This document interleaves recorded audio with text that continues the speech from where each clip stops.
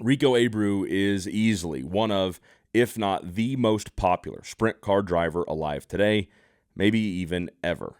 And that means that a lot of people know the racetrack of St. Helena, California. But what I'm willing to bet not as many people know is just how Abreu got to where he is today. I had an incredible time sitting across from Rico in his race shop here in central Indiana back in February.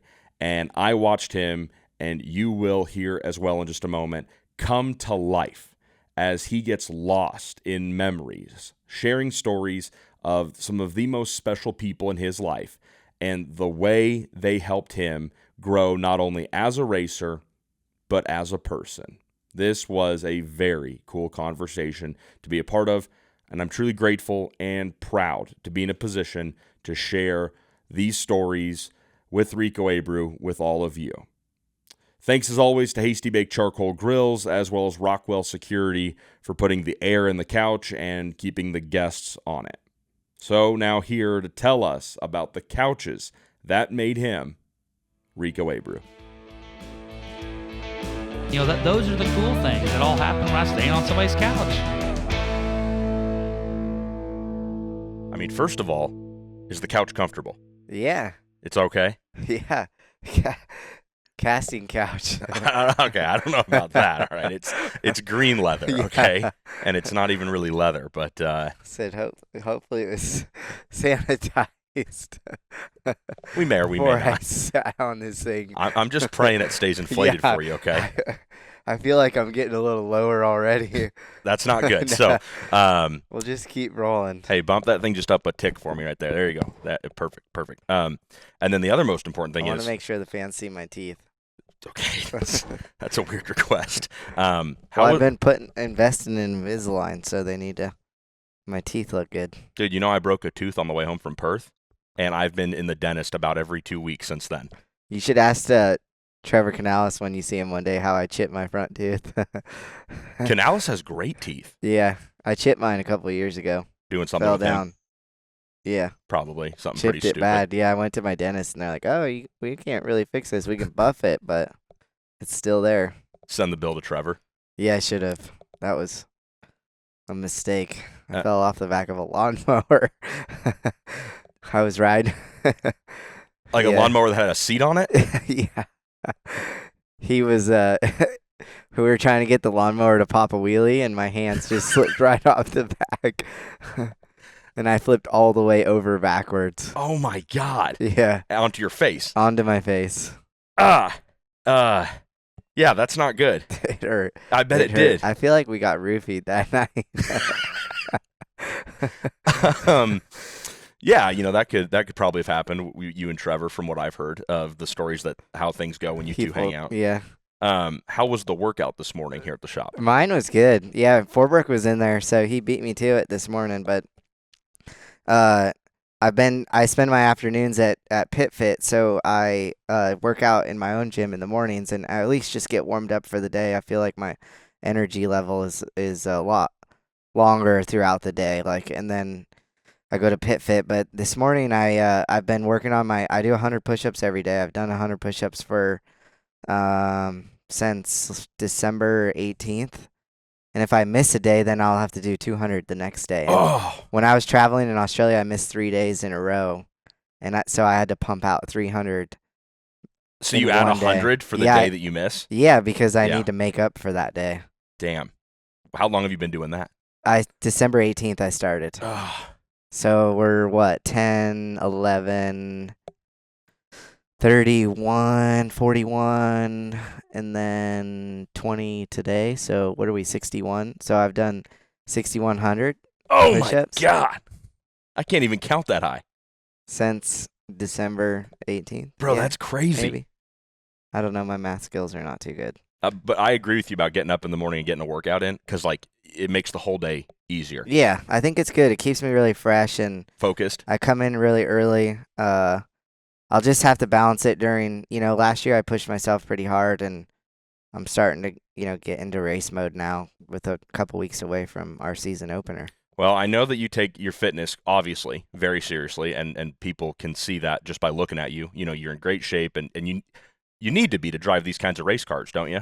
Yeah, I mean, I think that I really just try to worry about myself and my own physical stature and being comfortable in the race car and Mm-hmm. not getting tired and mentally being tough when things get challenging at the racetrack or even at home or in my personal life. So with everything I have going on, the gym is kind of my place that I can shut the whole world off and just worry about myself and pushing myself and pushing myself to uncomfortable levels Yep. where it's not fun, but I feel like that really preps me for when challenging things happen in my life that I can, um, you know, dissect things or understand things and process things. I feel like over my career, I've just been this kid that's ran around and raced race cars, and when I was really young doing it, I didn't understand appreciation about things or people's work ethic, and as I've matured and been around some incredible people that have a lot of passion for racing, I've really fell in love, in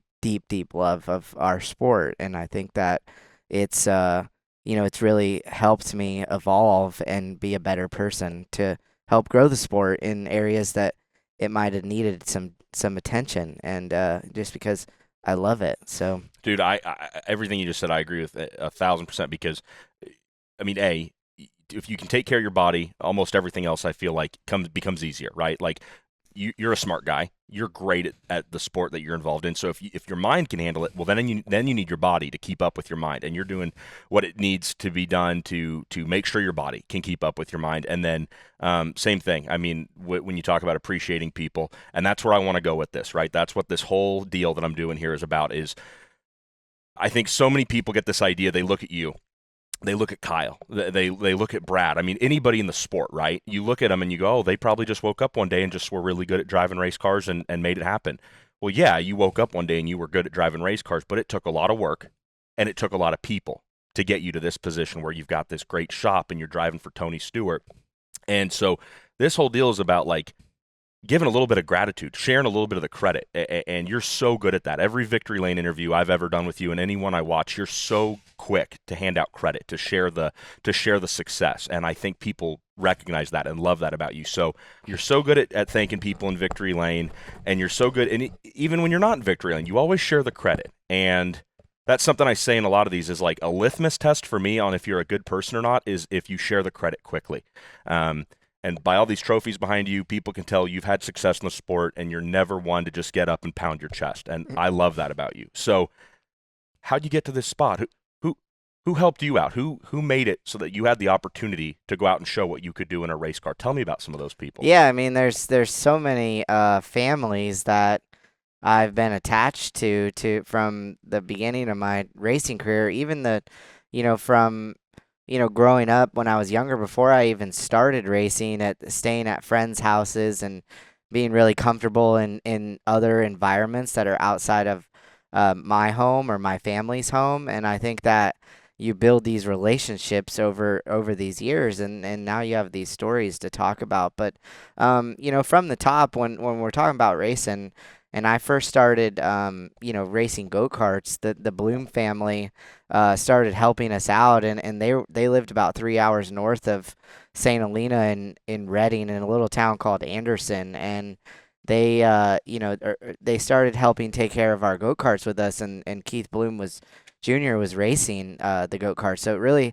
sped up my learning experience or learning curve in racing and driving, because we got around some people that have been doing it their whole lives. And I lived in their house, and I would stay the summers there, and they weren't the most, politically correct people. And I think that you I grew up living in the Napa Valley, which is such a different lifestyle, around very, very wealthy people, always, and you seeing that. And then I find this love for racing, and I go and travel to these races, and you see all different personalities. And I think that that's where it really started with me, of having that appreciation for people that worked really hard. And these were just, it's a blue collared family. Bloom Sr. was a service truck. He had his own service truck and his own mobile service department. And their shop had goat carts from all the years they've raced. And they just were in love with helping me race. And, being able to stay at their house, obviously cut costs down in hotel rooms, and you just become attached to these people that invest everything they have into wanting to see me do good. And I caught on to that really quickly, and I just wanted to be around them all the time. So you said something really interesting there, and you talked about, and another thing I like about you is that you don't necessarily hide from the fact that you certainly came from a family that maybe had a little bit more resource, I would say, is maybe the way I would put it, right? Wealth and money are a sliding scale to a lot of, what might be a lot of money to somebody is not a lot of money to somebody else, right? But I think it's fair to say that would you agree that you came from a family that had, resources to help you go racing? Yeah, I mean, absolutely. My dad has a very successful vineyard management business, and he was very eager to support his kids in following their dreams. And I think that is, if you look at any people that have worked hard in their lives to build up a business that has financially been successful, why wouldn't you want to invest in your kids' dreams and them to either go into college or to learn education or be a race car driver or horseback riding? Right. I mean, there's so many sports out there or hobbies out there that people spend their hard-earned money on. And I think that what's put me and my family and put me in a really good position is they've made me really understand appreciation about wealth and money and how it's managed. And I think that I've been able to bring that to racing over the years and really respected making your own money and spending it on what you want. Absolutely. The thing I want to know about is something you just said when you were talking about the Blooms, and I really, so I wanted to talk to them. I tried, I didn't try. I got their contact. I never made an effort to get a hold of them, and I regret that. But I talked to other people who knew them, and they, had similarly great things to say about them, like what you're saying. But you just said something about how they were a blue-collar family, and they just loved helping and loved going racing. So I guess my first, kind of big question is, coming from a family that you grew up in that had some resources, and you guys are living in Napa Valley, and wineries are kind of what you grow up around, or vineyards. Did you ever experience? Did you see something growing up and spending time with the Blooms that maybe you wouldn't have seen growing up with your family in the Napa Valley? Something that shaped you, or something you knew from an early time that, oh man, I like how they do this, or you were just maybe exposed to a different way of life living with them for a little bit? I was definitely exposed to a different way of life, and I really just understood that they were all in. They were bought in on no matter the circumstance, and they just had that genuine love that I felt like from home. So that transition wasn't as hard for me. Like, I never got homesick or anything because of me spending all the time. I would spend months up there in the summer. Like, right when I turned 16 and got my driver's license, I started pretty much racing go-karts. Yeah. And they would make me feel like, they really made me feel that I wasn't any different than anybody else. Yeah. They didn't treat me like I was, unique. They just treated me like they One of treated them. their kids. Yeah. Yeah. And I thought that was really cool, and I became really attached to that. And I got to be away from home, so I didn't really have I didn't have someone like my mother or father telling me what I could and couldn't do, right? Like, when you're still at home, you still live under their house rules, and I would be able to, go in the fridge and crack a Busch Light open at noon if I wanted to on a Tuesday, because I was just hanging out at their house. Like, and everybody was gone, and they were off to work, and our go-karts were up there, and my uncles would come up on Friday and haul the goat-karts to the track, and the Blooms would meet us at the track, and we'd go race. And I remember, winning my first race with them and just seeing their emotions it was just really cool. We won the Petrol Trophy night at Cycleland, and it was, the car leading broke, but it still, we were in position to win the race. So it was just those little moments, in their house.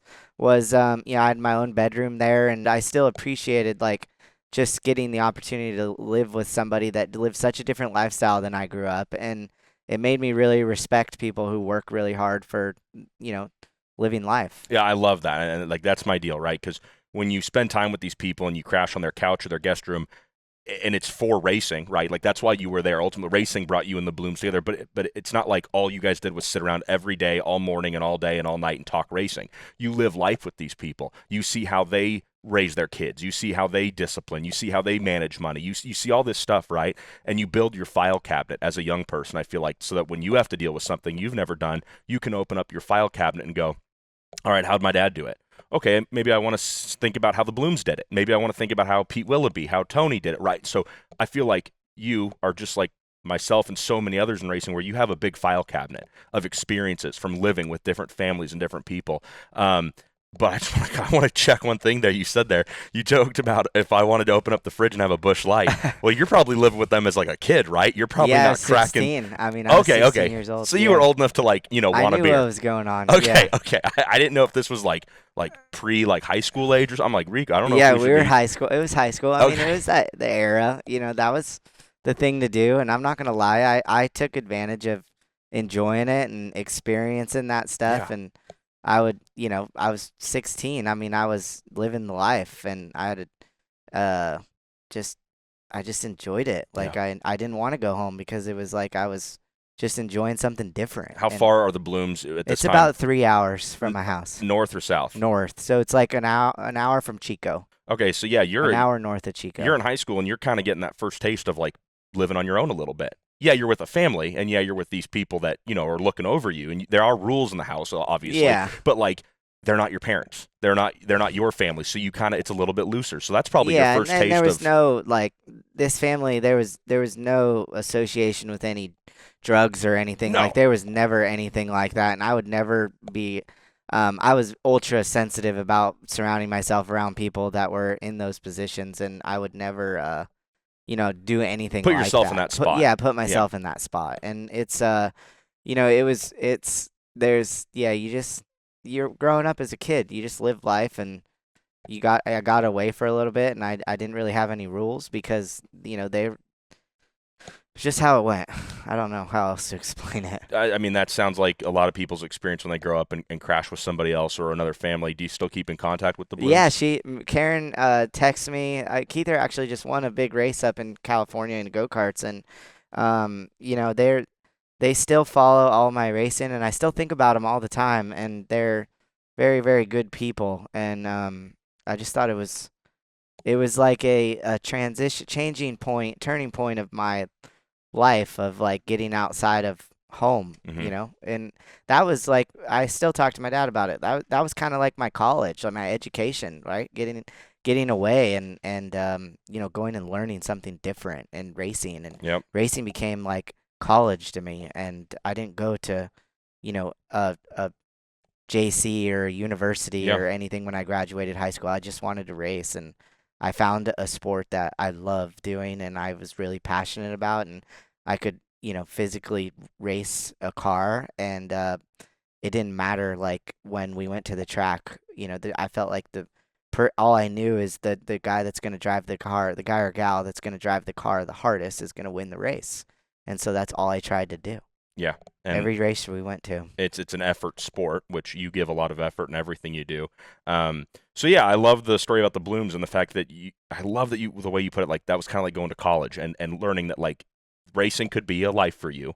And it sounds like, by spending all that time with them and them being 100% in on racing, that's where, is it fair to say that's where you maybe realized that racing was something you wanted to make the rest of your life? Is that where you stumbled upon that, was with the Blooms?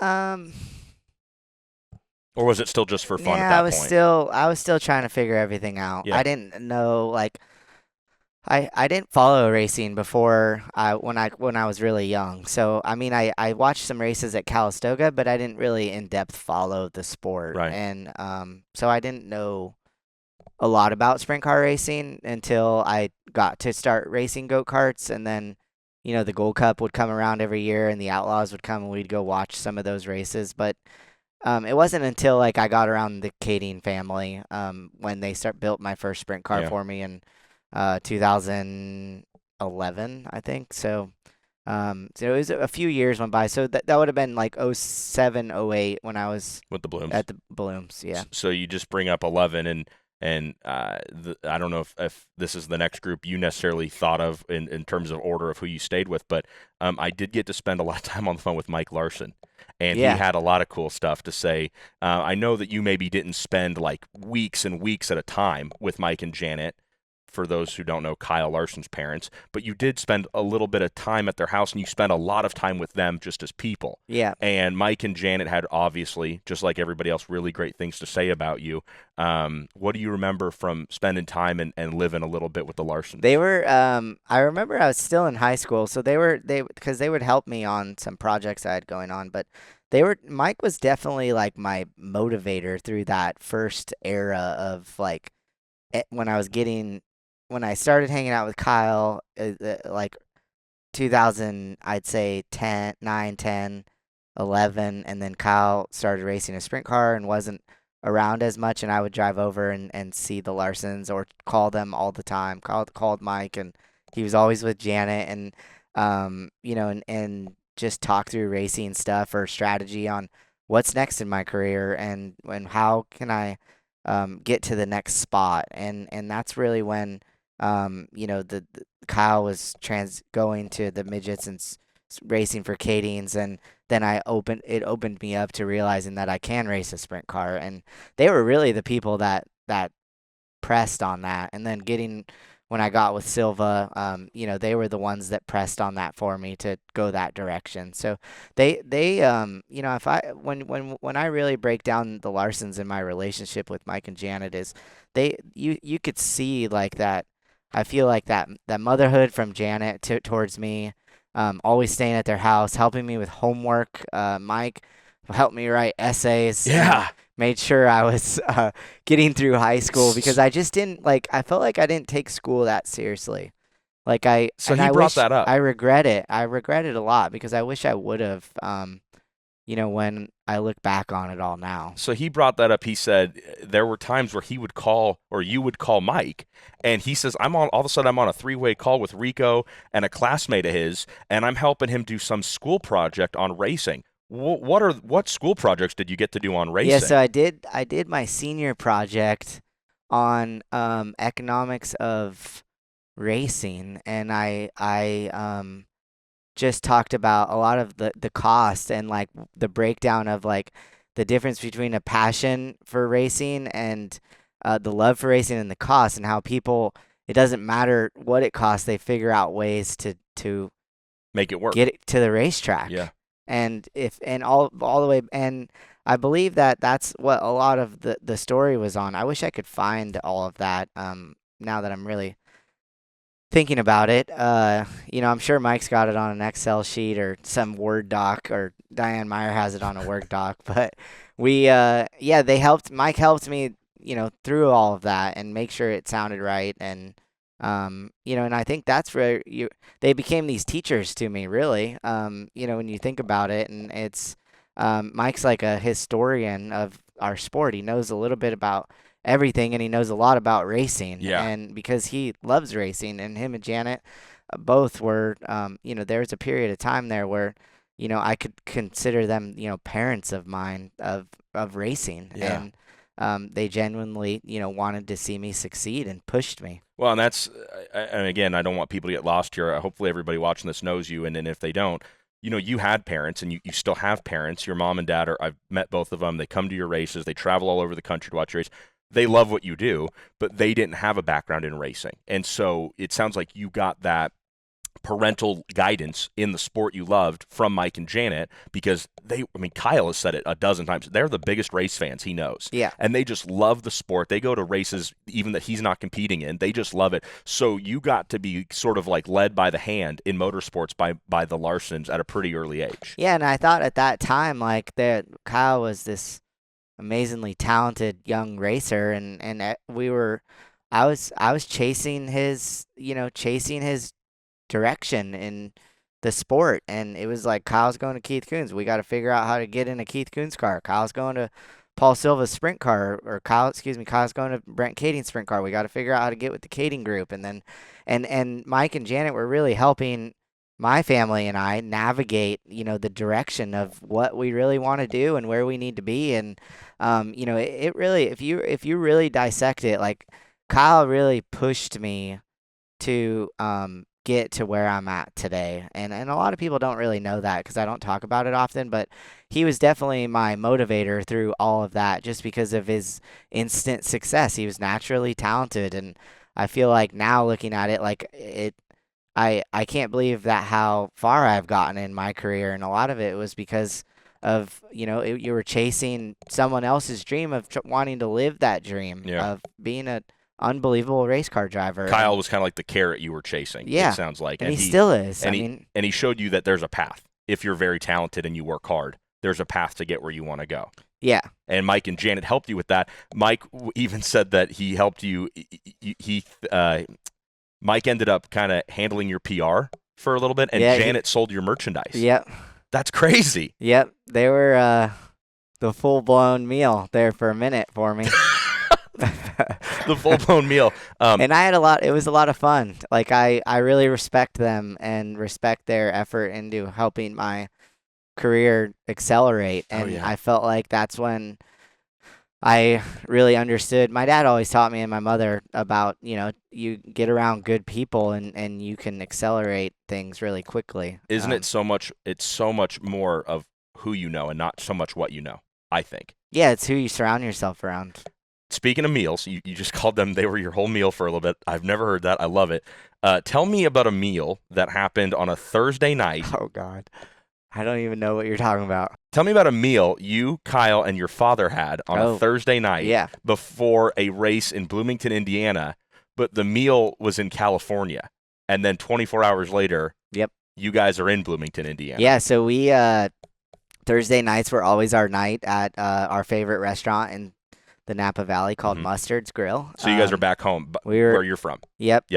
Kyle would always come over and stay at our place, and we'd race go-karts, or my father, in the vineyard management business, has tractors on all these properties with four-wheelers, and we'd go and ride four-wheelers all the time. And during the week, because there was no racing going on, and I was out of high school, and we were just able to live our lives. At the time, we didn't have girlfriends, and we just could spend a lot of time together. So it, really accelerated our friendship. And once my dad got to a team, he started to assemble a team in Indiana with Davy Jones that the Bloom Jr. raced for in the beginning.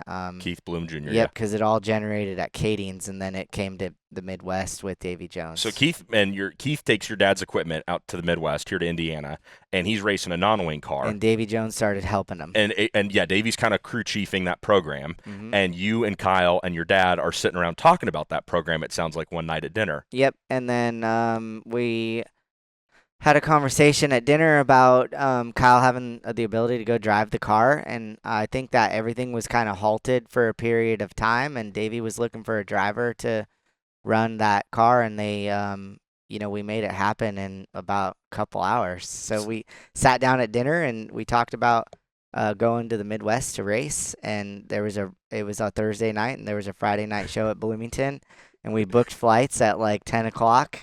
And Mike and Janet, we just smoked him right on the David Abreu credit card, and we.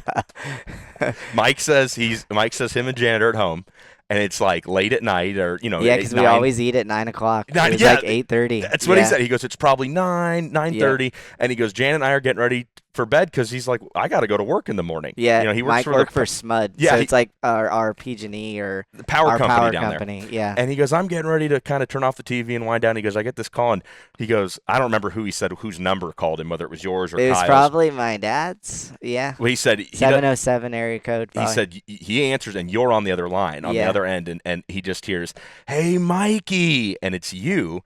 And Mike goes, "Yeah, what's up, Rico?" And you sell him this whole pitch of, my dad's going to let Kyle go out and run the non-wing car at a weekly show in Bloomington. But there was a catch. Mike and Janet had to go with you guys because your dad couldn't take off and go. Mm-hmm. So is that true that the only way you guys were going to get to go do this was if Mike and Janet went? Yeah, it was a lot of it, just to help travel, because I don't think we could get rental cars. I don't really remember, but they were a part of it all. Mhm.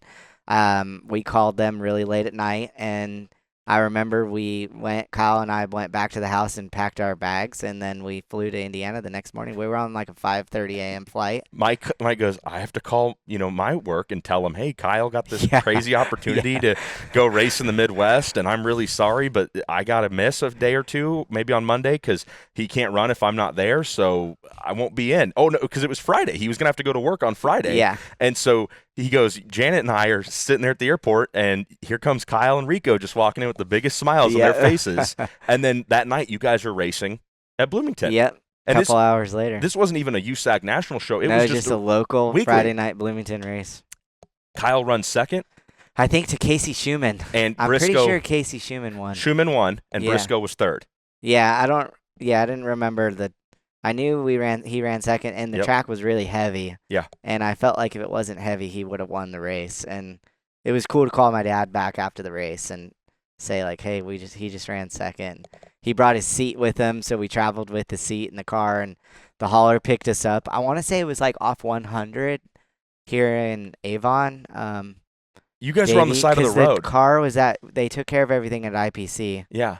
And then Davey's house was down the road from IPC, so we just stayed at his house. And Mike and Janet got a hotel room, I think. Is that when Davey picked you guys Yeah, up on the side that of the road? famous picture is from that day. Davey goes, I got pulled over, and the cop said you can't pick up hitchhikers. And it was just you and Kyle. Yeah. And you guys And weren't hitchhiking. It was Davey, Chuck Gurney Jr., Yep. and then Davey's son Dalton Okay. that picked us up, and they were helping with the sprint car team. Mike went on to say that, yeah, it was funny. He kind of was like, oh, Rico didn't spend that much time at the house. He goes, but, we spent time on the road with Rico, and they came out to the Midwest for something Kyle was racing, and they ended up meeting up with you in, like, Grain Valley, Missouri. Mhm. And he goes, yeah, Rico hopped in the car with Janet and I, and he goes, we were just bopping around, and we ended up in Springfield. He goes, we went into that Bass Pro Shops there in Springfield, which, if people don't know, that's not your typical Bass Pro Shops. That's the one that is built on the site of the first ever Bass Pro Shops, but they've blown it up like times 1,000. And it's huge, right? It's insanely big. And Mike goes, I'd never been in a Bass Pro Shops. And I was like, that was your first one you ever went into? He goes, yeah, and I got to do it with Rico Abreu. So you were there for the big moments in Mike Larson's life too, it sounds like, jokingly. It sounds like a few of them. I remember going to that Bass Pro, but I don't remember it being. I mean, yeah, I didn't pay attention I'm if it was joking. ultra Yeah. big or. No, that's But that's awesome that Mike has that memory. yeah. He goes, I'd seen him on TV, and they sponsor race cars. He goes, man, we walked into that place, and he goes, this place is like, I think he said it was like Disney They're World or big. something. They're all huge. A lot of them are big, but not. I think that's like the biggest one in the country. It might be the second biggest one, but yeah, they don't all look like that. So, but yeah, Mike said that him and Janet really, it kind of went straight from them getting Kyle out the door and going K&N racing. Yeah, then they had another kid come in the house, their lives he was kind of grooming to be another good driver. Well, and same thing as the Blooms, and I'm not trying to paint you as like the privileged rich kid at all. So please, understand that. But like Mike and Janet also are a very working class family. Yes. And so you got to see them get up and punch a clock and go to work and raise their kids. And I guess the other kind of big part of what I'm doing here is like, what is in your life today that you picked up from these families? And that's what I ask anybody who sits down with me. Does anything happen in your life today? Do you do anything? Do you go about a certain thing a certain way because maybe you saw Mike and Janet do it, perhaps? I think just like respecting people or respecting people's livelihood and work ethic, and I think that I've really learned that I have the ability to like become emotionally attached to people of talents, like their talents, and to help me succeed in my goals. Where there's just this, if you look back through my career where I started racing and I got with some of the best people that work in go-karts with the Blooms, like they're the most passionate people, and they believed in me, and it allowed me to be successful in racing. Like, it got me to be a good race car driver. Like, they pushed me to be. And then you look at, getting to that next step of sprint car racing, or Cadence. yeah, the Cadings and the Larsons in the beginning of it all, though, and they, you know, it's just I'm just a kid. Like, I didn't know anything different, and then I become close with Kyle Larson and close with his parents and his family, and they steer me in a direction that is like, these are the people you got to get with in the next step Yeah. of your career. And we stayed close with all those people, and then the Cadians helped me for a year and a half, and really it opened me up to understanding that, like, I have, this very unique talent of being able to drive a race car. And then we wanted to travel more and put together like a full blown schedule of racing quite a bit more. And Kyle was just started racing with Paul Silva, and that was like the next step. Is like, now we're getting with somebody that's ultra talented in the mechanical side of these race cars and making them fast Yeah. and aggressive, and a very sharpened personality like my father's, who's doesn't take any shit and works on everything himself, Yeah. and has built up his own brand to have success. And then I get with somebody that is not gonna treat me as in this little kid that is needs his back patted every time he sucks racing because he's sad or something. And where it really pushed me to want to be a good race car driver. And then so you look at all these stages, and if you really think about it, like, the Larsons had a a a process in all of that with me. Like, they had an attachment to all those stages for me, to where I got to in my career, even today. And I think about that stuff, and it just makes me really respect those people, I think, and respect that they like they fell in love with my journey, I think. And I really look back at all that, and think it's really special. Well, what I take from that, I guess, if I had to take everything you just said and sum it up shortly, I'd say, you learned that you can get very, very close with the people who share that common love that you have, which is racing, right? You identify the people who love the thing you love, which are these cars, and racing them, and you get wildly close to those people. You're still in touch with them today, 10, 15, 20 years later, and you identify the people who share the passion you do, and you stay close with them. I think the biggest thing you've been learning this whole time up till now in this part of your journey, the Blooms, the Larsons, you learn how important relationships really are. And I'm going to hit on that at the very end here, and I want to know your opinion on relationships and just how important they are. But the last thing I want to ask you about on the Larsons before we move on, you mentioned him, Paul Silva. Super unique guy, right? Everybody knows that Paul Silva owns the white 57 that Kyle Larson just takes a lot of money from racetracks in, right? But Paul's a very unique guy, and he does not – nobody's ever going to confuse Paul Silva with Tony Laporta. Paul doesn't talk. He doesn't talk a lot, and then it sounds like – I don't know the guy that well, but it sounds like when he does talk, it can be pretty intense, and that's good, and like it's positive intense, and it can be negative intense.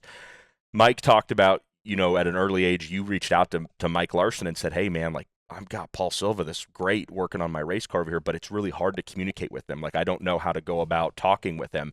And you kind of asked Mike, like, just straight up, like, how do I communicate with this guy? Do you remember having that conversation with Mike?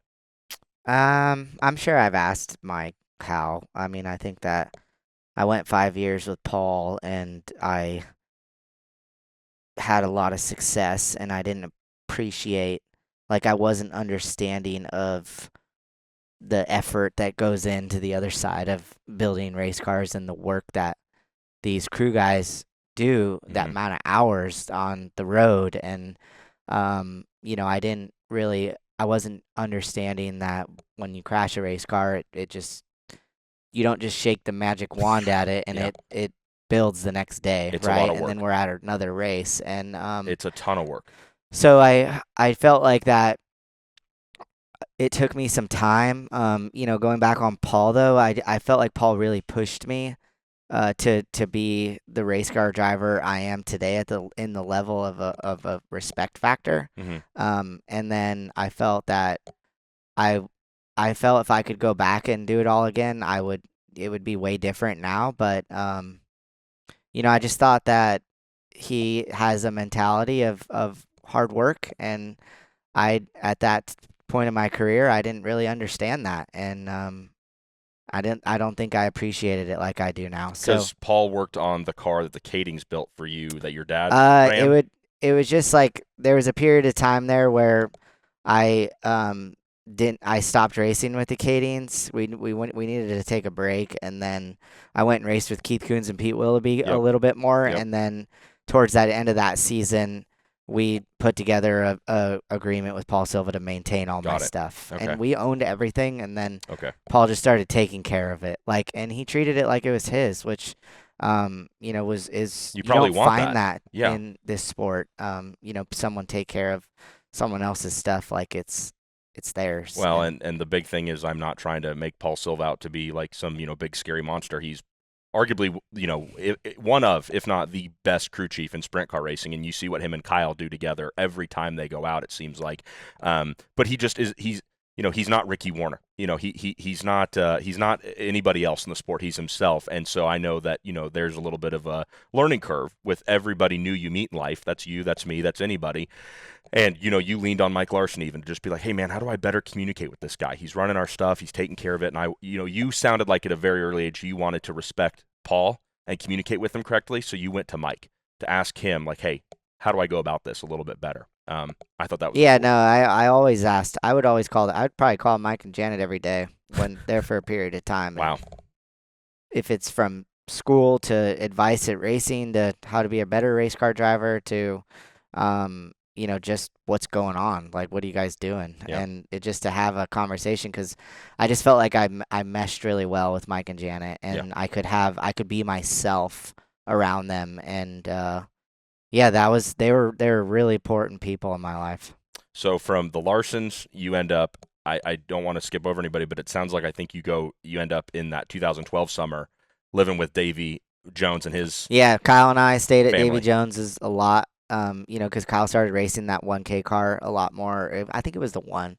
It was the one, and then it went to 1K, and then they put a wing car together. But I was racing with Paul in California, and I was also racing with Keith Coons, so I was splitting the time up, doing the full USAC midget tour. What else was going on? So I didn't get to go to a lot of Kyle's races in that car, and then I think Kyle was intermingling the K&N East stuff. He signed with Ganassi. Yeah, that's what Mike said was 12 was his kind of K&N year. I don't know how far I can talk about some of our adventures Well, that year. That's funny because that's about the way that Davey Jones started every single story he told me was, well, I can't tell you everything. And I said, that's fine, Davey. Just tell me what you can. The fans ask Kyle those questions. Well, it sounds like the 1K or the car that Kyle ends up running a lot more, that with the wing on top, correct me if I'm wrong here, but if I remember the story right from Davey, that opportunity to run that wing and race a lot more was born from that weekend. Yeah, so Davey built all that. So basically we had a team in California that I was racing with Paul Silva, and then we had a team out here at IPC with Davey Jones, and he was taking care of that stuff for Kyle to race. Okay. Him and his son. And then Chuck Gurney would go on the weekends because he worked at IPC, so he would be able to help. And Kyle raced that car, and there was a couple races that we collided where we raced together, like when Paul would come out with my stuff. Usually it was like end of June, July, for all the big events, Knoxville Nationals and stuff, and then we would kind of follow the Outlaws back to the West. So this is still equipment owned by your dad, and Kyle's racing it in the Midwest. You're racing and it wasn't full time, but it ended up being a lot of races, full time. Yeah, because Mike I think said that 2012 might have been the busiest year in Kyle's life. We about killed Davey.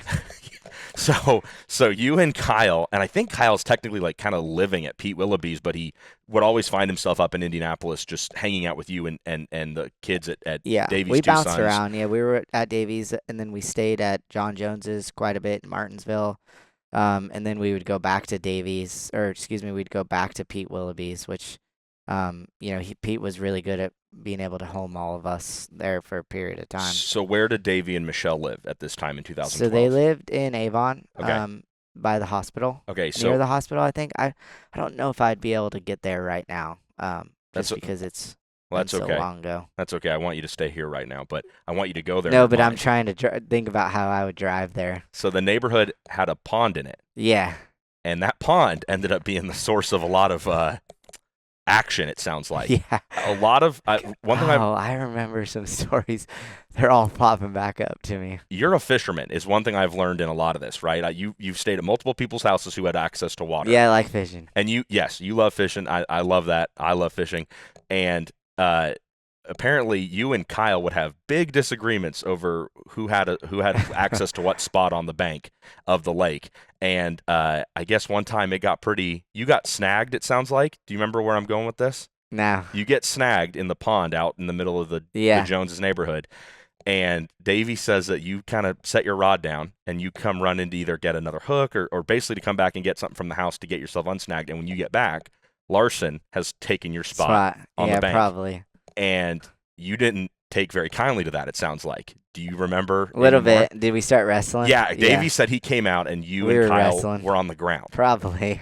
And Davey he was like, back then Kyle was like really like, he reminded me of like really noodly. So like I could like get him on the ground, or if I got him in his feet or ankles, like I could tie him up really easily and get him to the ground. What word was that? What did he remind you? Noodly. One more time. Noodly. Okay, noodly. I just want to make sure. What do you think I said? No, I knew what you said. I just wanted to have a clean version of it to make noodly. I wanted to be able to cut He's like that. his lengthy, like his arms were really long, his feet were really long, and he was just like clumsy. Yeah. Gangly. Dangly. Okay. And Davey said that was the moment he realized you are much stronger than you look. And let's be honest, you probably weren't working out as hard as you are now. I did probably 0 workouts. Davey said he tried to get you off of Kyle, and it wasn't working. Yeah, that's funny. He said he ran out there because he saw you guys starting, and like you guys are coming back and forth to his house, so people are putting it together. You live there, and he's like, well, I don't want neighborhood watch coming and like kicking in our door and wondering who's here, like fighting out by the pond. But it's cool to know that you take angling, your fishing about as seriously as you do your racing. Yeah, I was probably just angry he took my spot. He probably beat me that weekend racing, so I was already angry. Davey said there might have been a little bit of money on the line as far as who was catching more fish or bigger fish. So fishing isn't the only thing that goes on around that lake, it sounds like. Yeah, did they maybe some things got thrown into that lake? Do you some things that went boom? Yes. Did Davey tell you about that? Yeah, a little bit. When Kyle and I lit that firework. So coming from California, like we never got to like experience like the Big Bang fireworks. So and because they're outlawed there. Yeah, they're outlawed because of the forest fires and all the stuff. But here, there's fireworks shops everywhere, like right before 4th of July. So you could go, and they're the real illegal ones that like go up and go big bangs. And we would always just buy like the mortars and just light them and throw them in Davy's pond, or light them and shoot them up in the air. And it was like way before 4th of July or way after 4th of July. Basically, fireworks should not have been going off. And Kyle and I lit one off, and I think we threw it in the backyard. It was in the backyard, and it went up, and it like rattled. All the car alarms were going off, and we left Davy's house and went to the shop, or we went to JR Todd's house. Maybe I don't really remember where we went, but we left.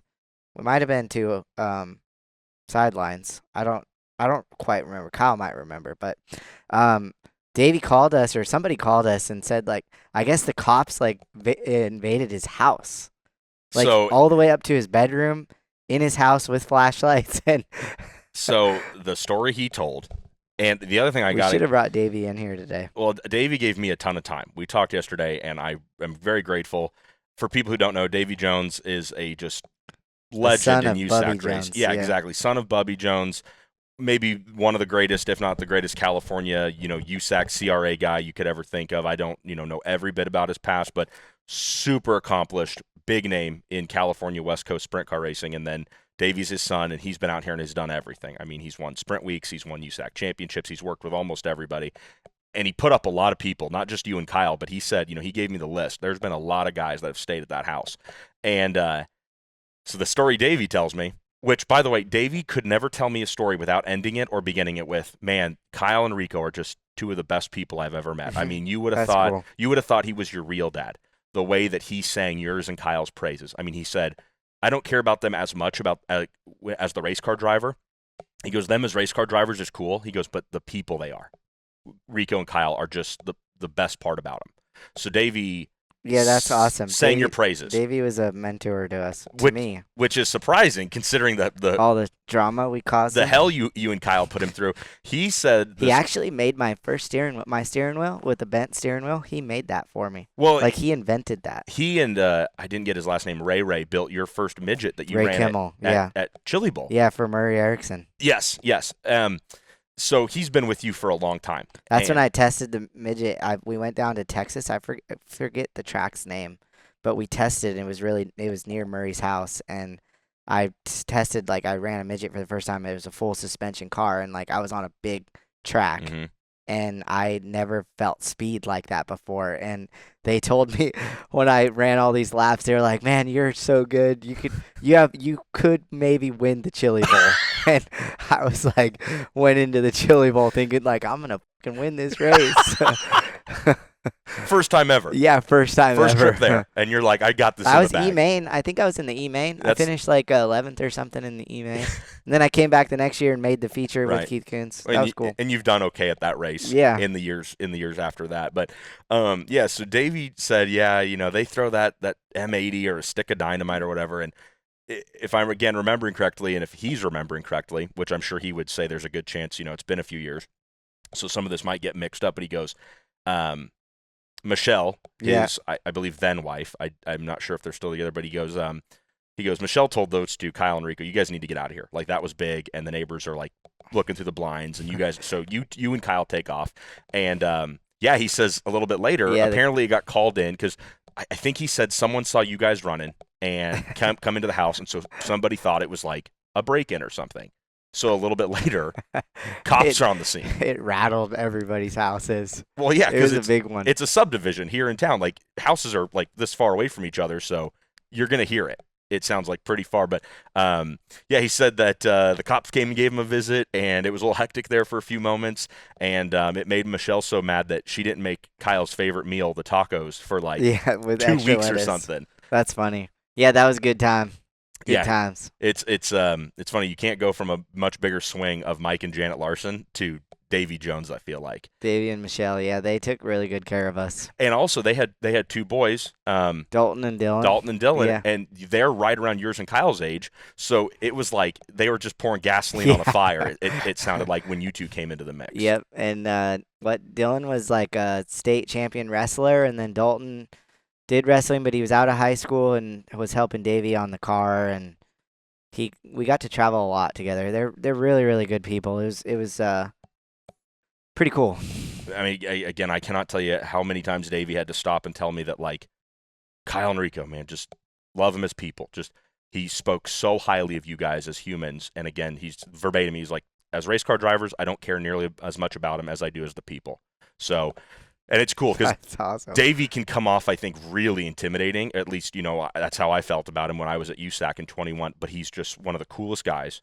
And I think it meant a lot. He didn't say this part very much, but I could tell in how he told his stories that it meant a ton to him that you guys chose to stay with him that summer or however long it was, that you and Kyle decided, like, this is where we want to be and live with him and his family.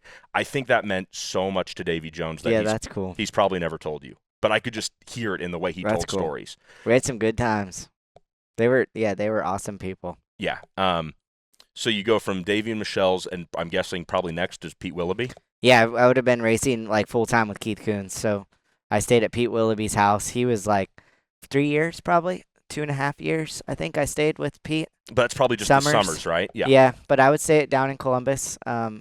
Originally, he was in a subdivision and then moved out to a house on the water, so that was nice. And when I started racing more with my sprint car, I started traveling, so I wasn't in Columbus as much, but our team was based out of Columbus, and Pete really took really good care of us. He was like a father figure, just because we were around him so much. And I remember he had a basement in his house, and I would stay down in the basement, and there was like no windows, and it would just be me, Keith, and Pete and Christo in the hauler when I went to some of these USAC races, because I was the only one driving because Kyle was off doing other stuff, and I would be the only one racing the midget. And we would get home from the races at like 6, 7 a.m. and I would go down in the basement, Completely dark. completely dark, Get your 8 and hours. I like wouldn't wake up till like 9 p.m. the next night or the day that evening. Yeah. And like I didn't know, like I woke up in the middle of the day and like I was like, oh, it's still dark out. Yeah. Go right back to sleep. Except there's no windows, Yeah. so it's dark all the time. And we had some really good times. Pete, he took really good care of us. He was him and Jennifer are really good people. And is a lot of the success of that organization comes from Pete Yeah. and just his vision on everything and how he treats people. Yeah. Obviously Keith is the mastermind of making the cars go fast, but Pete really took care of the drivers and the families and made sure that these kids didn't get in trouble when they were racing. And I remember they would always tell us, because they live down south of Indy, and Yep. he's like, when you start going up to Indy, that's when you get in trouble. Yep. And then we'd hear of all these kids getting in trouble or getting around stuff they shouldn't have been around, and it would jeopardize their racing careers. And I think that's one thing we really respected. And even if you ask Kyle today, is we spent a lot of time down there, and we knew that going up to Indy was going to be in trouble. Well, so I didn't get a chance to talk to Pete about you, but I spent a lot of time on the phone with Pete Willoughby learning about when Christopher Bell lived with them, when Kyle stayed with them. And the vibe I got from that dude is what you just said. He cared so much about protecting you guys, the drivers. And not protecting you in the sense of like, don't go outside, it's bright out there, but more like, hey, make the right decisions. Yes. We're going to provide for you down here so you don't need to go get into trouble. And yeah, from what he told me about taking care of Christopher and Kyle and his wife Jennifer, making dinner whenever Christopher's R-Factor schedule allowed him to come up from the basement, and all that kind of stuff. They got the sim stuff got really big when Christopher started coming around. Mm-hmm.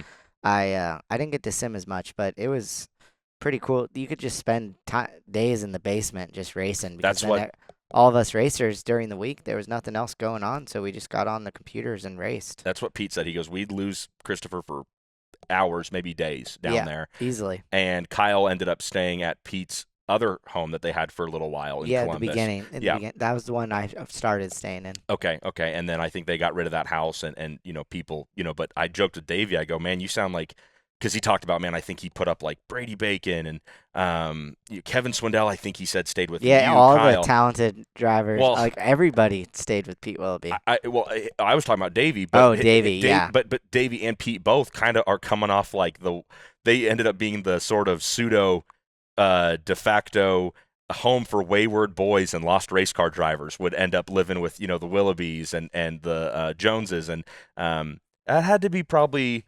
Again, you had a great family. You have parents. They love you. They support you. They want to see you do great. But you got to live around all these other couples and all these other older, couples and men and women.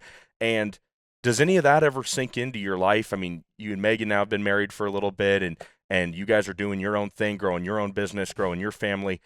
Do you ever reflect on a moment with the Joneses, with the Willoughbys, where maybe you saw something and you thought, not in the moment, but now today you catch yourself going, oh, I saw Pete do that. I saw Davey do that. And, or maybe you saw him do something you didn't like and you go a different way. And again, it's that file cabinet theory. I mean, I think all of those, you have those, circumstances that you never forget about. And I think that when you really break these families down, there's one common denominator and just they're very, passionate, loving people, and you look at their children that they raised, and the kids ended up being really, really good kids. Yeah. And I think that it's pretty special that the guy upstairs put us all in these positions, and that you don't ever burn those relationships. No matter how long. I feel like I could go 5 years without talking to Mike Larson and hit it off where I left off 5 years ago. Maybe just as good. Just as good. And same with Pete Willoughby. I haven't talked to Pete Willoughby in a little bit of time, but and I think I talked to him right before the Chili Bowl. I had some couple questions, but I always just made sure to ask him how he's doing. And all these people are, just on with their lives, and the next person that they're, is there.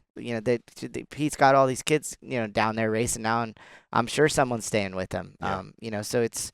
These connections are all real, and I think that that's what's really important about it. But going back on, what they've done or what I've seen there is just being good people, honest people. Honest. I think that's a massive feather in the cap for those people to understand coming from us and seeing, and it's probably really special for them to see, these kids that have been around them Oh, 10 years later, where they're at now in their careers, and dude. to know that they were a part of that. So That's what I'm talking about when I talked about Davey referring to you and Kyle. It's just in his voice, right? Like he perked up from the beginning of the call. He was working on carbon fiber, doing something, and he wasn't rude at all, but he was just kind of like, what do you need, Tony? Like, let me help you, and he got me my information. But as the conversation went on and he spoke more about stories about you and Kyle, his excitement grew in his voice, right? And same with Willoughby when I talked to him about Bell and Larson. I think you're dead on when it comes to, and God willing, we'll all reach this point in our lives where we're a little bit older and we'll want to help younger people coming up. And you get that pride of going, not, oh, I did that for them, I made that possible, but just I got to see them come up. I got to see them change as people. Davey, Pete Willoughby, Mike Larson, the next guy we're going to talk about, they all had that pride in their voice of going like, yeah, I got to see Rico start here, and now he's way up here.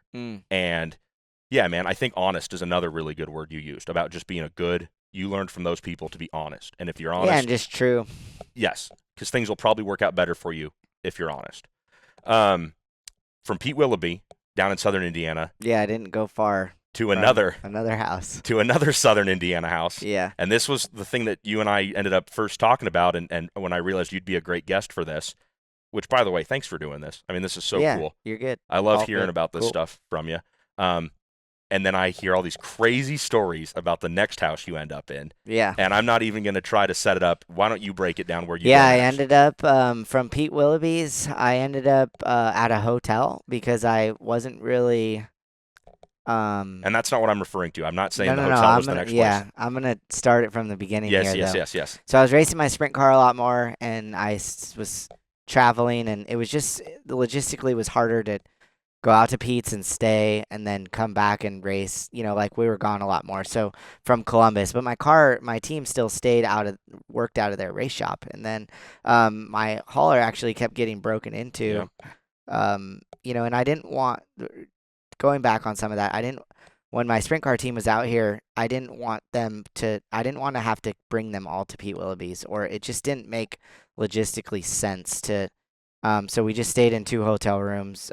Paul, Trevor, Megan, and I, Trevor, and my uncle would come out with us. But we, our hauler kept getting broken into in the hotel parking lot. In the hotel parking lot twice. The Cadillac converter got stolen. Yep, that's what your next host said. Yes, he goes, twice. Yeah, he goes. It we was got not it a good fixed, place. And then it happened again. Oh no! And they broke the windows out of our truck, stole Trevor and Paul's backpacks. I think it was like No, it wasn't an M2. It was a Kodiak, Chevy Kodiak, I think. Okay. It was like a big 5500 Chevy dually. And we just rode in that. And then I had my van that Megan and I started the T-shirt stuff with after we transitioned from Janet taking care of it all because she couldn't get to all the races. Yeah, can't travel out to the Midwest. So Tony called me one day, or I somehow crossed paths with Tony, and he's like, "Hey, I know you guys got broken into. Why don't you just come out to the house and stay?" Tony Stewart. Okay. Tony Stewart called me. I don't ever like name drop. Well, people, to you, so he's just Tony. Friend of mine. Yes, but I want people to know. Tony Stewart called me. Yeah. We had each other's phone numbers, and I would see him at the races whenever he would go watch Don or race his 14 car. He raced there for a minute with Jimmy Carr.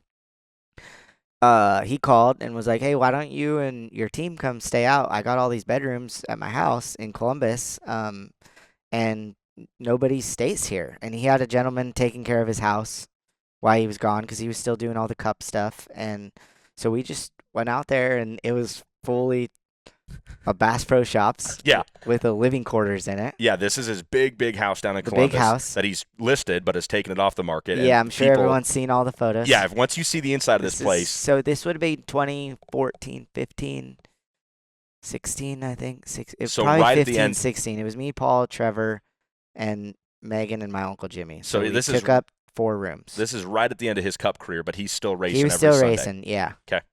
And he just said, "Come stay out here." And so I met Gary that took care of his house out there, and we just started staying the night, and we would be able to go in the basement and go bowling and drink his alcohol. He was use his fridge. Like, we cooked, we barbecued out there. He would come home. We would always go to Taiku, the Japanese restaurant downtown Columbus. That was his favorite place. He was very welcoming to us, and it just felt like it started to fit. And he was very open about, hey, this is, use this house as it's yours, and use the drinks because nobody ever uses it. Right. And that was a time where he wasn't there often. Mhm. And it was really eye-opening to have start to build a relationship with a guy of his caliber. And I never really looked at him like that, like people do. Like, I looked at him like he made me feel like a friend. All of us feel like a friend, and it was really cool. Like, I've never had like an uncomfortable moment with Tony, or I feel like during that time where Paul was staying, Trevor was staying, my Uncle Jimmy, my wife now Megan was staying with me Right. there. He seems like one of the most generous people in the sport. Yeah, and he's been consistently for years. Yes. Like, he has, you hear such good stories, and yeah, there's some sour apples out there, but I've been through frustrating experiences where it's hard to be perfect every day. Very hard. It's not possible. Especially at that caliber of person that he is, where he's getting pulled in all these different directions. But going back to staying out there, he has a full, I believe it's like a 20-acre lake, 20 acres of water, and it's people come and service the lake. They service the aqua tanks, and he had a trout farm or trout river. He has a glass, big, thick, like Aquarium, essentially. 3-inch glass of waterfall going in there. It's like, literally, if you walk into a Bass Pro Shops, it looks like that walking into his house. It's a resort almost. And his house is huge. Like, huge. It's a resort. The bedrooms are beautiful. The house was designed beautifully. High maintenance, but it's a beautiful place. I mean, I've heard either him or someone attached to him say in interviews that, he has had a great relationship with Bass Pro Shops and Johnny Morris. They came in and designed the interior of the house. I know I've heard that. Yeah, I know I've heard him or someone involved with him say. The guy in Louisville that services the aquarium at the Bass Pro, he comes up twice a week. Yeah, because services Tony's aquarium. Because if people have ever been inside of a Bass Pro Shops, or I'm sure Cabela's have them too, there's a big aquarium, like a big tank at the back of the store where there's fish. Tony has one of those in his living room. With a waterfall. And a stream that runs out of it. Yeah, there used to be trout. It's koi fish now, but it's it was and the waterfall goes nonstop. And you can't hear. You're always yelling when you're in the house. But it was cool. It was really cool, Tony. And then we fished all the time. It's on 400 acres, so we'd go out and ride the side by sides. I've had some incredible memories there. It was really cool to just him to open up and let us feel like it, make us feel like it's our home too. And I think that's what really shows about him. And full circle, 10 years later, I'm getting the opportunity to drive a sprint car for a sprint car team. And, and when I really sat down and had that conversation with him, about this transition and me doing this, a lot of those stories got talked about of our times there. And, there's a closet in his garage where all his nice fishing poles are. Here we go. And there's a lock on it now because every one of his fishing poles up. There's a tree out there that hovers over the water, and it has Christmas tree ornaments in it that are lures that Johnny Morris sent Tony. And frogs, the topwater frogs. Yeah. All of them, I tried to put them in the tree. I spent more time trying to, I know I'm getting my saliva glands going here, but I spent more time trying to fix my fishing poles than I did fishing because he had the, I forget what they were called. Bait casters. Bait casters. I fucking hate those things. Like, they make me mad right now. They get rat nested so quick. Dude. I mean, you have to be a good fisherman to throw those things. Yeah. Everybody gets those bailed out. Yeah. So it was. But not everybody puts $10 lures in the tree three times a day. We had a good time. I started figuring out, so there was feeders all around the the reservoir or the Mhm. lake, and I would just go. I know that the feeder went off at 9:30 Oh, every morning. Just go right over by the feeder. you cheater. Yeah. Get my big trophy bass out, take my picture, and then put it back in the water. You cheater.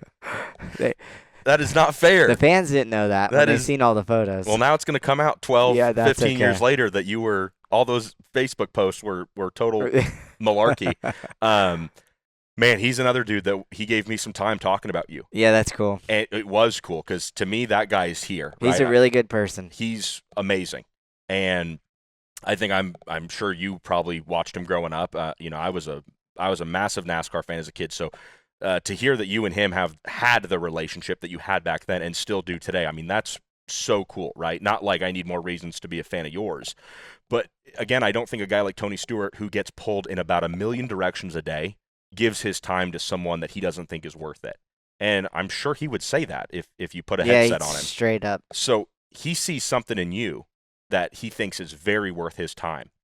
Now, in going into 2026, he thinks you're worth his time and money because you're going to drive his sprint car with high limit. This is probably a really big and weird, heavy question, but what do you think it is that he sees in you that he thinks is so worth his time? Uh, I know that's kind of on the spot. yeah, you're good. I think he sees hard work and determination, and he sees the fire in my eyes that I want to accomplish things that are above and beyond what the sport's ever seen, and that I'm so driven, and I think that he sees a little bit of himself maybe when he was my age. I agree. And, I don't think he's going to come out and ever say that because I am nowhere near as talented as he is as a race car driver. But I think he sees that um, the work that I put into doing something I genuinely love, and that aligns parallel with where he was at in his career.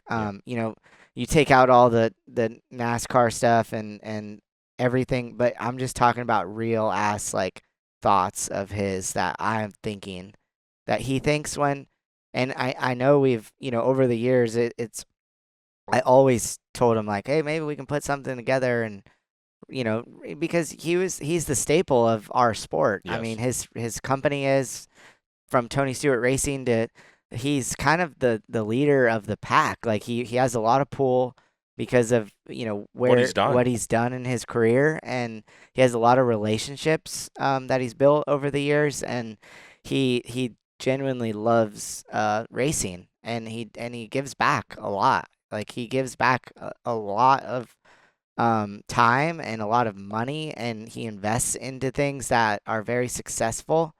And I think that the timing was right to what I presented him when things went sideways, with his organization. And I think it was really hard for him to say no to me racing his car and putting together this program that is going to hopefully continue to be a championship mentality team and people. And it's all driven around the people. And that's one thing he's really done well is associated himself with really good people. Well, I'm not asking for you to answer this. In fact, I'm going to tell you you don't have to, but or you shouldn't. But I've heard rumors because you know how those are in racing. But I had just heard that this deal between you and Tony, this just didn't come out of the blue. 9 months ago. This didn't come out of the blue 1 year ago. I had heard that you and him had not so much you and him, but there had been interest for you guys to work together from his side. And yeah, then of course your side, because you'd probably be crazy to not want to work with Tony Stewart. But as is so often in this world, well, you've got a deal going with this group, and then he's got somebody, and there's different things that keep people from coming together, like they always maybe want to in racing. But again, I'm not asking for you to comment on that, but yeah, I feel like when there was always discussions, or at least interest. Yeah, I mean, I don't think you can't lie and say there was never any interest. Right, So, right. I mean, it's just logistics. Like, could you make it work? Could it work? Or it's like, I'm not gonna do something that's not natural or like my gut instinct. And it's got a pencil. It's got a pencil at the end of the day. In control of my career now. So, or my sprint car team at least. So, yeah, I mean, it just made sense. That's all. what do you remember about the time you almost burnt his Lamborghini to the ground? Yeah, we had a fireworks show. Holy moly. I Fireworks. still wake up in the middle of the night thinking about I'd have been in some deep shit if that happened. You called it a fireworks show. He called it a fireworks war. It was a war. It started with a show, and then it went to like, oh, let's put welding goggles on or protective masks Yeah. and shoot each other now with the Siberian missiles. And we had Big Al and Tony and Tanner Thorson and me and Dylan, I think, Benj, and I know I'm missing somebody. Connor Ridge, maybe? Bunch of the kids that worked for KKM. Keith, yeah. Yeah, because Tony would, like, let us all come out and hang out and fish or shoot fireworks or just, we liked being out. Honestly, we were outside a lot. Yeah. Like, we spent a lot of time outside. And Heck yeah. growing up, I was always pushed to go outside, so I don't mind being out. Maybe not this time of year when it's Freezing. I would rather go back to California, but Hey. this Let's be careful with that. we were Tom. outside a lot in the summertime, and we had a firework war. And it was so nice because I'm a lot smaller, so I could just crouch down on my knees and just like get behind this little box of Siberian missiles that we lit, and they would all make these whistling noises. Well, my box, we were on the dam of his reservoir, and so it would like be like 4 people on this side and 4 people on this side, and the 2 front runner guys would go in. Oh my and God. then the back 2 would come in behind them, and you would always like the back 2 would light theirs later. So then you had, this essentially then everyone's were going, but then 2 people would burn out and they'd have to like make a run for it because they had no ammo left. Well, I burned mine out so fast, and I would turn around and was running. Well, I had a this welding mask on. It was a clear welding mask and like a grinding mask. Plastic grinding mask, and I was running back, and the missiles would come in the mask and go out the other side. Oh my God. And I was so lucky they wouldn't pop or anything while they were in there. And going back to my firework experience in Australia, but this is really what started some of it. In learning about you for this deal, I've learned that you're a heck of a fisherman. Not scared. You don't mind losing a few lures and getting dirty while you're fishing. And then you have this affinity for fireworks, which you kind of explained it already. Growing up in California, it was kind of like you didn't get to play with them. They were sort of forbidden to you. So now you get out here to the wild Midwest, and it's just like... Yeah, it's the wild, wild Midwest. Okay, so how does his... and we should mention here, he's involved in this fireworks war. Yeah, he was one of the contenders. This wasn't going on while he was off racing at Daytona or something. I don't want to tell too much of the story. What happens with the Lamborghini? So that's when like back when Periscope was big, and he was like building up his Periscope. So Megan was operating his Periscope off his phone. Yeah. Filming all of us shooting fireworks at each other. Well, we had like advantage, and we were backing them into his garage. Well, his garage door was open. Oh no. And sure as shit, all these fireworks started blowing into the garage, and his Lambo was sitting right there. I remember looking at it. It had like 300 miles on it. It was a really rare one. I remember it was low mileage. I want to say it was 300 miles. He would probably be able to answer that, but I know it was low miles.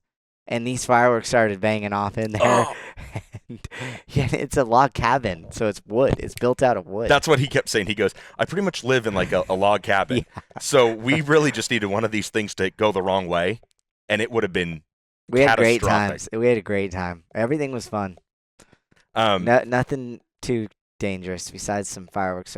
But I remember the Periscope, there was like 60,000 people watching. You guys shoot And people fireworks. still talk about it 10 years later. Yeah. About us all shooting. Remember watching the Periscope Yeah. of us Yeah. shooting fireworks. That would have been great in an insurance case when he has to Yeah, file my yeah. Lamborghini of 300 I'd be miles. like, Here. Wait, this Lamborghini? Yeah, his adjuster's like, well, Tony, you see, Yeah. we're not going to pay out on that, and here's why. I also understand. You'll have to ask him why. I don't know if he's going to ever want to answer this question, but you'll have to ask him why the Lamborghini left. Okay. Well, he's going to do one of these I don't with know me. why. Yeah, but The Lamborghini's it left one day. Well, probably because he was afraid of it getting burnt down by Roman missiles or Yeah. Roman candles. Yeah, or it's somewhere else. I don't know where Yeah, it it's went. probably not gone. He's Yeah. probably hiding it, so you can't shoot fireworks at it. He's got some really, really cool cars though. That's one thing living there is I got to see some really cool all Donnie's Knoxville Nationals cars. Stevie Smith, Fred Raymer's car he won the National Open with. He's got them all? That's in his garage. Really, really cool race cars too. Wow.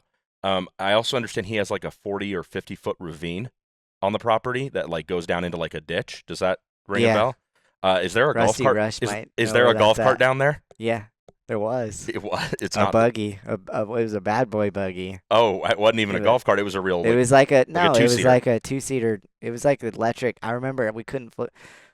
I went out with Rusty Rush one night, and we had a couple tequila shots, and took Tony's bad boy buggy hunting cart around the property. Because Bad Boy sponsored like Donnie's cars for a long time, right? Mhm. Yep. Okay. I So know what you're talking about. they're like they had all the buggies. They got all the buggies out there, and Rusty was driving, and we went off the side of the road accidentally.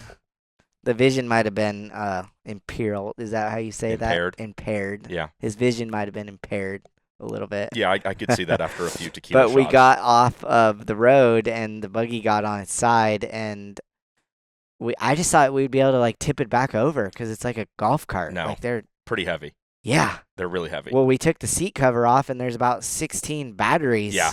Yeah, in the seat. they're probably each like 500 pounds. And and Rusty just went full on mental mode and flipped it over. No way. And it was insane. Oh I have my- a video of it. I don't know if he's gonna want everyone to see it, but it was insane. We don't need to lap And that we just in. flipped the buggy back over and drove back to Tony's house. Oh, I thought it like wound up way down at the bottom. It did, yeah. Later. It did. Well, we flipped it. Oh, excuse me. We flipped it over, and it was on a hill because he was pushing it against the hill Oh my gosh. because it was on its side, the left side. Yeah. And he was having to flip it against the hillside. So Yep. you're working with gravity there. And once they flipped it over, they didn't have the parking brake on it, Oh no. and it went down the hill Mm. and hit a tree. Mm. And then we backed it out, and it was all good to go. I can't Couple believe dents here and there. I mean, it was already camo, so it's like, I mean, Who you're can just tell? giving it some love.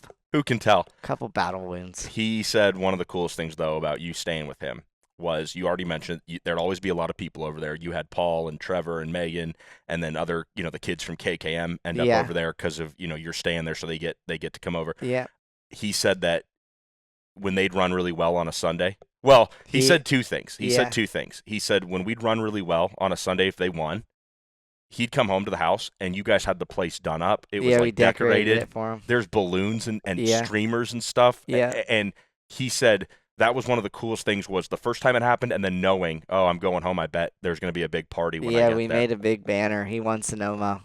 He beat Danny Hamlin on the last lap. That was his last NASCAR win. Yep, and he flew home. He got home at like 3 a.m. We stayed up all night waiting for him to get home, and we made a congratulations smoke banner that hung over the front door when he drove down, and then because he always parked underneath the overhang and came in, and then we shot fireworks off like while he came to the gate. Oh, we that's stayed cool. and waited, and then I went down because it was a day race. Yeah. We were watching it at On the West Taiku, Coast. Yeah. He flew home, so we waited for him to get home and then lit all the fireworks off like while he was coming down the driveway. It was super cool. That's really It cool. was me, Trevor, and Megan, I think. And then we made this big banner for him, and it was just like you just try to think of things. I mean, because it's hard to get people to like congratulations things and texts, and I thought it would just be really cool to show something unique, like coming home to your own home, and you got these teenagers, these kids So excited for you. there, and yeah, it was cool. He said that, and then on the weekends where things didn't go very well, if they wrecked or it was a bad run or whatever, he goes, you'd come home. Honestly, I think he said whether we ran well or we didn't, he goes, we'd come home, and by half an hour into hanging out at the house with Rico and everybody, he goes, you didn't really care how you did in the Cup car anymore. Yeah. And he said you guys kind of took his mind off of whatever was going on. And he said that meant a lot to him to just get to have that, like, fun in his weekend. Yeah, we were all really positive people. So, and it was like I feel like we didn't treat him like he was different than us, Mhm. So, and he was like really receptive to all that. So it was cool that he opened that up to us. And all these amazing people have just opened their lives up to allow us to live ours, to get to the next step in our careers, right? Yep. And they see something in us that that's very valued. And I think you look at back 10 years later, as those people were the most impactful people in my life, and I'll never forget about them.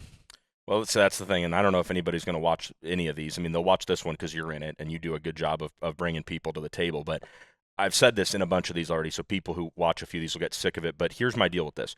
Nobody is suggesting, oh, because the Blooms, because the Larsons, because Davy Jones, because Tony, because those people gave Rico a couch or a guest room. I'm not suggesting that, oh, because of that, that's what made Rico a star.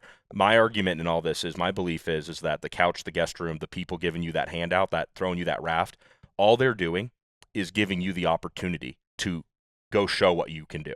And you didn't, wake up on Keith Bloom's, guest room or couch or whatever, and all of a sudden we're winning high limit races and running up front at the Knoxville Nationals. You get what I'm saying? Like, these people gave you that couch, that guest room, that place to go get refreshed and have fun and be relaxed, to then go out and fight and work hard and prove at what you were great and what you could be great at. So, I love that you put it like that, and you talk about them having so much impact on you. They didn't drive the car for you. They didn't build the shop for you, right? But they gave you that platform. Yeah, they became a tool. Yes, they became. And it's not a tool of using either. So it's a tool of comfort and a tool of family. And it's just they give you these people give they teach you things as you go in life, that like it's not just about um winning or racing. It's about that fatherhood and motherhood, and that there's other people out there that have those same traits as your parents. Yep. And it's not purely transactional. It's not like in this world. It's just natural environment too. It's not like today where you have sponsors and partners on your car where, they provide funding, you provide results and notoriety and publicity for them. It's not like that. Whereas with the Blooms and the Larsons and all these people we've talked about, it was organic, and you were just around them because they loved the thing you loved, and you both loved each other. I talk a lot about that in those relationships and what they mean to me, and I've built my partnerships in my race team around that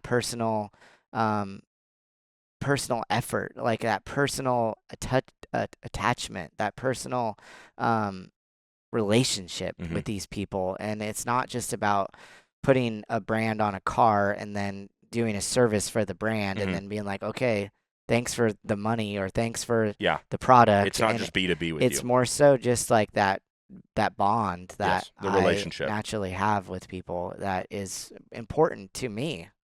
Is there a family or a name or a group that I've skipped over that know that were impactful and helped you in terms of lodging and in terms of helping you get a bed to sleep in for a little bit? Is there a group? I mean, I could go on and on. I know, and I hate to make it so like narrow, but I think we've hit on some of the really key places. I mean, we'll save it for another day.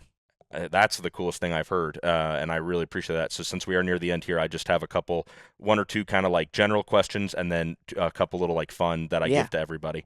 I feel like you've mentioned, or not mentioned, but I feel like you've kind of already explained it, but I just have to ask it in like a black and white way. How important are relationships? Not just in racing, but how important are relationships to you? They're everything to me. And I'm like ultra sensitive about making sure that they're right, like they're good. There's good people out there, and I want to attach myself to those good people and be around them because it helps me be a better person. And I feel that when I'm around good people, I'm a really positive person, and I can bring light to others that maybe aren't so positive because of the good people I like surrounding myself by. What has been a relationship, and it doesn't have to be someone that put you up in their guest room, this can be anything. What's been a relationship that impacted you way more than you expected it to? And I know that's tough because it's not like you go into any relationship and go, oh, this probably won't mean anything. But has there been one that you just come out of and you go, whoa, they helped me way more. They did way more for me than I could have ever imagined. And maybe that's been all the people we've talked about already. I would probably say Mike and Janet Larson, and just their motivation to want to help me consistently, no matter the type of person I was from the beginning.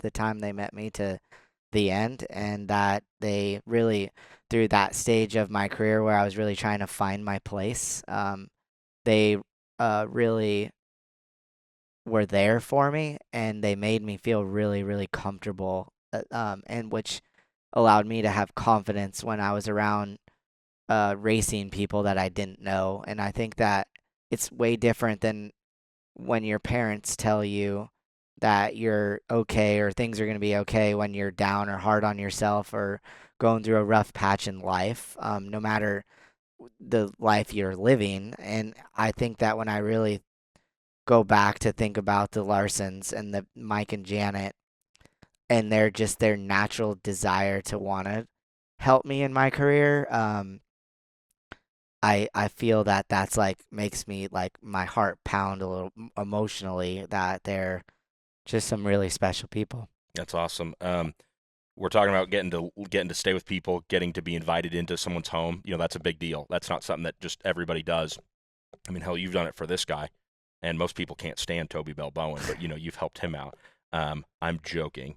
He's a fine Australian individual. What's one way? What's something you would advise maybe a young person who's watching this?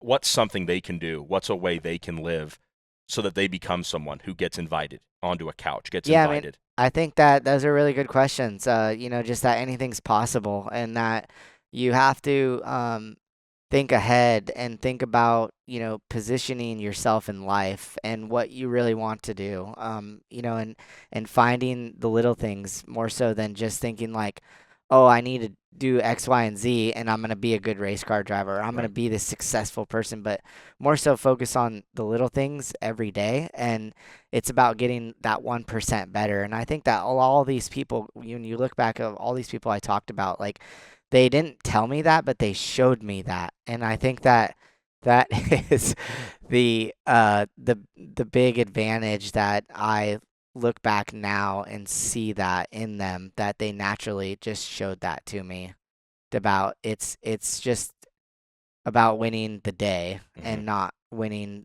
necessarily the race or the future and just working towards accomplishing your goals in life. It's a system. I mean, that's what, yeah, now I can say it now that I'm 34 years old and have lived, with numerous different people and worked through numerous different obstacles in my life to be where I'm at today. And I think that it all starts with the people and the people you surround yourself by and having a positive outlook on every circumstance. They didn't tell me, they showed me.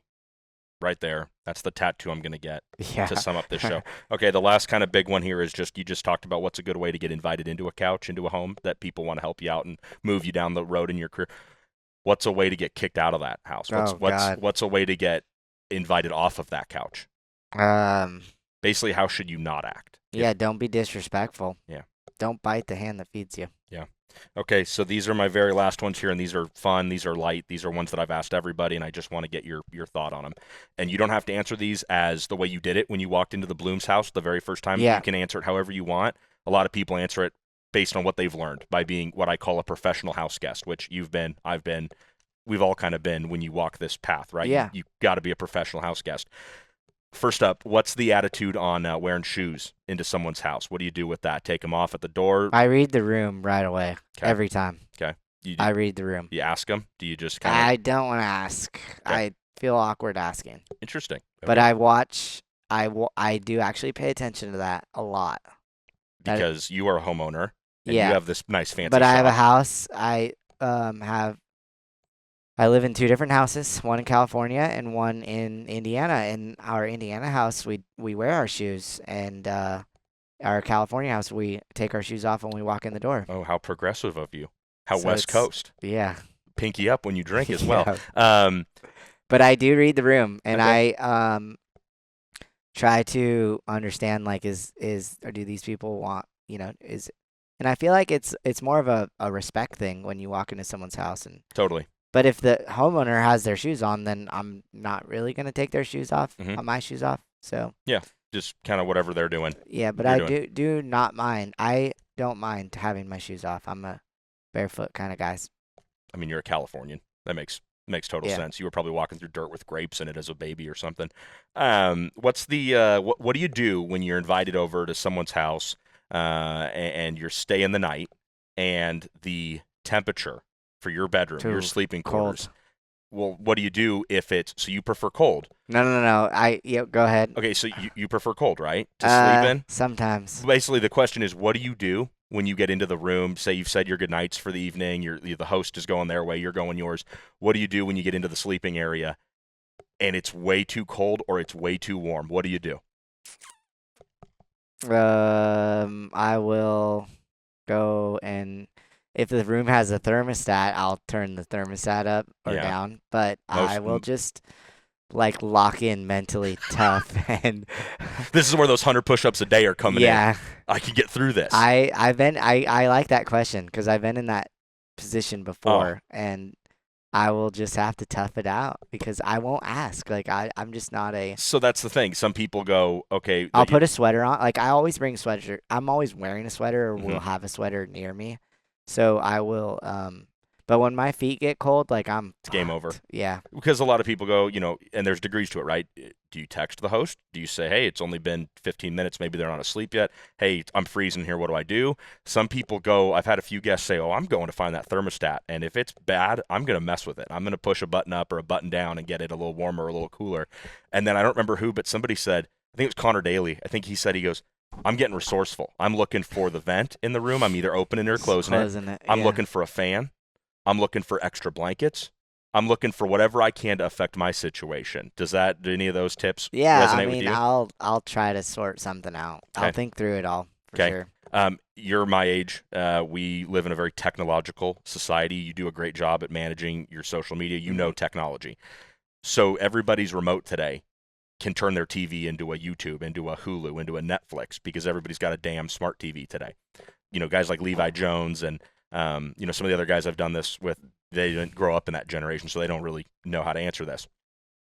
I'm very guilty of walking into a house, and in this scenario, I'm not saying, I just walk in and grab the remote and put on something else, right? It's if we're all sitting around, Yeah. nobody's really glued to the TV, you're not really living and dying by what's on, right? And you go, hey, I got to show you these Rico Abreu highlights really quick. Let me get into your YouTube. What's the philosophy on the remote to the smart TV? How do you go about that when you're a guest in someone's house? I won't. You won't touch it. No, I'm- it ain't my deal. I'm terrible about it. Yeah. I literally, That's cool. I will put on Flow. Yeah. I will put on Dirt Season 2. And people go, do you know that Rico Abreu guy? And I go, I sure do. Yeah. Wow. I've That's watched, good. That's all right. dude, I am a You hype it whore up, when man. it comes to sharing what I think is cool. Hype it up.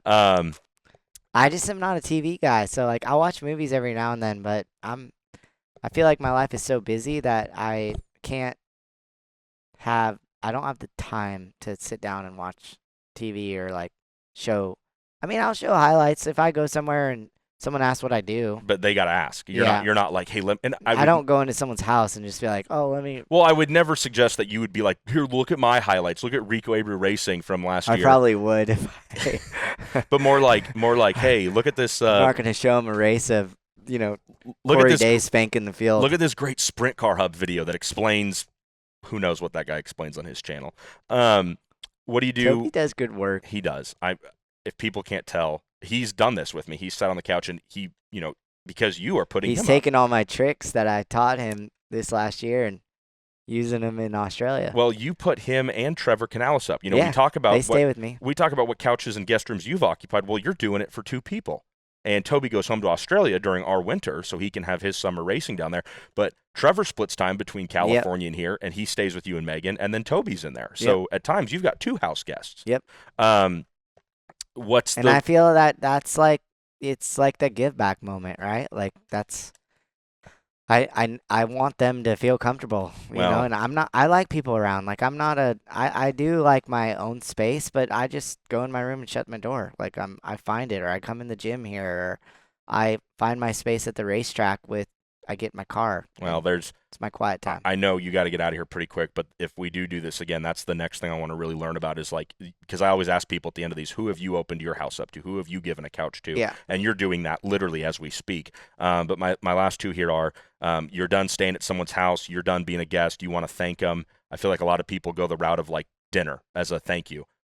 How does Rico Abreu use dinner or Yeah, I mean, I feel like there's not one person that has like uh helped me that I don't not talk to, at a regular, not a Mhm. regular basis, but Do you like keep in touch have with? a relationship with still. How do you So, thank them when you're leaving, when you're checking out of, the Larsons, when you're checking out of well, Davy Jones's? I tell a lot of people I love them, like because I do, and when I mean it when I say it, and I think that when I talk to these people, like I never want to end the conversation with a goodbye. So I'll just say love you and thanks for like everything you guys have done for me. Damn, dude, that's cool. Yeah. My way of taking people to dinner is like shit compared to what you do. You just straight up tell them you love them, and I'm over here like, you guys want to go to Little Caesars? Yeah, Cool. but that's everyone skins the cat differently, bud. Oh man, I don't want to skin any cats. And then finally, this one's more of a joke because you're married, you're in a healthy and loving relationship with your wonderful wife Megan. But like, I got to see Toby's face turn a little red when I asked him this one. Imagine you're not married. Yeah. Imagine you're going over to stay at someone's house and you are not in a committed relationship, or maybe this is how you used to do this. What's the go-to? What's the rules on bringing someone over to the house if you're a guest? Man, What do you do there? I have a huge, like, I feel like now, like me thinking about it now, I would be like, there's like a respect boundary there. And this is just my thoughts. And like, but back then, when I was like 2012, 2008 to 2012, 13, Mhm. I was like, I don't give a. So you were bringing company over, is what you're I saying. I don't know. I don't remember. That's all right. That's all right. I Hey, don't remember. I think you're just like I said, you're a professional house guest, or you have been a professional house guest because you've Yeah, I think that there's like a level of respect there for someone's obviously, house, for obviously, and sure. that's more of like a light-hearted, And stupid. I feel like I would be aware of that back then. I Yes, think I I'm was. sure you would have been because you're not some piece of trash who's just bringing girls in and out of get people's houses that are putting you up. It's more just I asked Toby because I was I like, was so like into racing, it was hard. Like I mean, I feel like we partied a little bit, but I don't think I like. did anything stupid. Yeah, I was never. I don't know. Yeah, that's all right. Well, that'll be for I'm the sure someone will say something different. that'll be for part two when we Yeah. sit down and do this again. Man, it's always great to talk to you. I love learning about your path and how you've come up, and you have the most infectious, positive vibe about you. And Yeah, man, thanks. it's just cool to get to hang out with you. So thanks for doing this, Appreciate it. and yeah, thanks for hanging out on the couch. Cool.